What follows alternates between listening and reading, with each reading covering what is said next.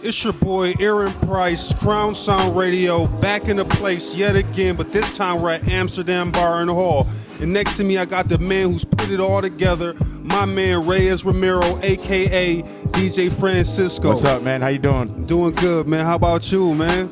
Well, it's kind of bittersweet right now. Okay. Because I know our weekend is ending. Like tomorrow, we got to drop off my Dukes and Ella J. Yeah. But I'm really happy right now on how everything has turned out for the Twin Cities Dilla Day weekend this year. So I'm sad and I'm happy, but more happy, genuine feeling of good energy about what has occurred throughout the whole weekend. So, Right. Yeah. So tell the people, how did this all come together? What made you want to decide to do all of this, brother? Well, and back in 2014, I kind of had an awakening. I was with this organization called Save the Kids. Okay. And we did a lot of community events. We did a lot of remembrance events. We did protests, direct activism. I said, you know what? I want to do something for JD, for Dilla. And that's when we put together the first Dilla Day that I put together, which was held at Knock, the old office before it burned down, before it was arsonized. And that was a panel discussion. That was a film screening. We had a live DJ, and we had producers, talking about how Dilla influenced them. And that was completely free community event during the day. And I actually emailed the foundation. It was known as the J Dilla Foundation at the time, but now it's the James Stewart Yancey Foundation. Okay. And I told him what I did. And I said, give me a call, and if this is okay. Right. But I never heard from him. So I went with my gut and I said, well, I'm going to do this anyways because I'm not making no money or anything like that. Yeah. Because I know there was a lot of vultures around the world doing Dilla Days without the permission of my Dukes, Right. And she actually called me. I remember it kind of vividly. I was writing a paper at Augsburg College my junior year. I was in the library. Right. That's where I wrote my papers. Shout out to Augsburg, Augies. Yeah. And I got a phone call, and it was Deanna Bordley. Okay. And she said, we got your email, we heard what you did, and we want to help you next year. And then she put my Dukes on the phone. It's the first time I ever talked to my Dukes on the phone, writing like a 10-page paper. Right, shout out to my Dukes. And we talked, she was like, we love what you did, and let us help you next year. And then it went into 2015, 2016, and now here we are, 2017, Dilla Day. First it was just one day, but then it developed into a weekend. And I got kind of inspired by Miami Dilla Weekend, where down in Miami they was doing 2 days, 2 whole days. Yeah. So I was like, man, I could do that up here. You know That's what I'm saying? what's up. So that's how it kind of started. Well, we definitely appreciate you bringing the whole Dilla Day movement up here, man, because we know that they're rocking all over the world. Yeah. And bringing it to Minnesota, and we all know Minnesota loves Dilla. Yeah. I mean, it's a unique feeling with our sense of culture and our sense of hip-hop and how we are centralized. We're not on this coast or that coast.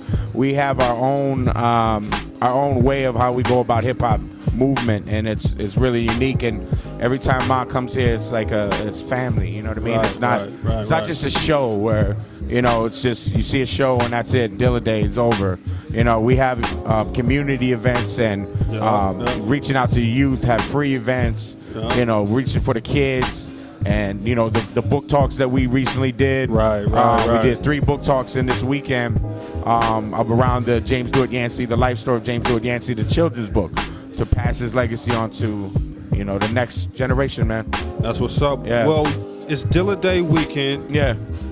I have to ask the question of the evening. I did this the other night, but I gotta do it tonight. You have to tell me one of your favorite Dilla joints for the fans. All right, well, I'm going to start out with Go Ladies, the instrumental. Classic. I listen to that instrumental when I'm looking for, inspiration and just to feel better in general. Right. God, this is so hard. It's too many. It's too many to name. It is too many to name, but I'm just going to say The Light. Classic. I have to do The Light and Fall in Love. Classic. Because that's just, I know it sounds cliche, but I don't care. You know what I'm saying? I mean, it's a classic track. Yeah. I mean, you can't deny it. Well, I'll tell you a funny story.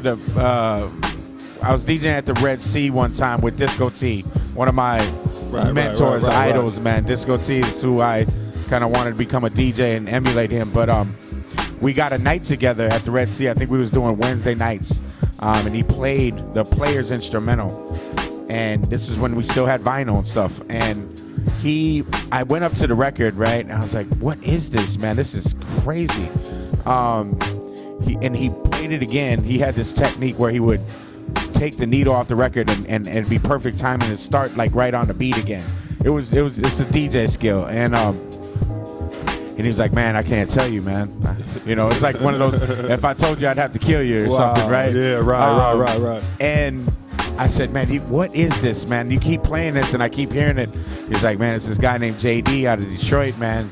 He's a beast. But the funny thing about it, the record was all white in the middle. There was no like what song it was. That it was completely white, so I didn't know what it was. Right. And he said, man, this is a test pressing or something that he got from like Japan or something. I was like, wow, okay. So, I knew that at that point, you know, this was a superhuman being. You know, because he changed the feel of hip hop. He changed the energy and the way it was just so grown up. The way he, you know, made you feel. You know, the way Tribe made me feel. Right. You know, Dilla made me feel. Those type of things. I rekindled that energy when I became a Dilla fan and a Slum fan. That's what's up. Well, before I let you go, let the people know where they can find you. Yeah. Let the world know what's coming up for DJ Francisco. You can find me on Facebook, Reies Romero, Reies Romero. TC Dilla Day on Twitter. The James Stewart Yancey Foundation Minnesota chapter on Facebook.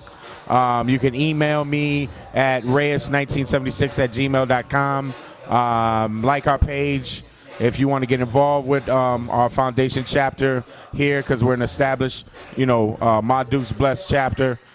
Get at me. Yeah. This is Reies Romero. I'm your boy Aaron Price with Crown Sound Radio, representing Crownlands Media Group here at Amsterdam Bar and Hall. Twin Cities Dilla Day 2017. Right. Yep. We'll be right back with you. Peace.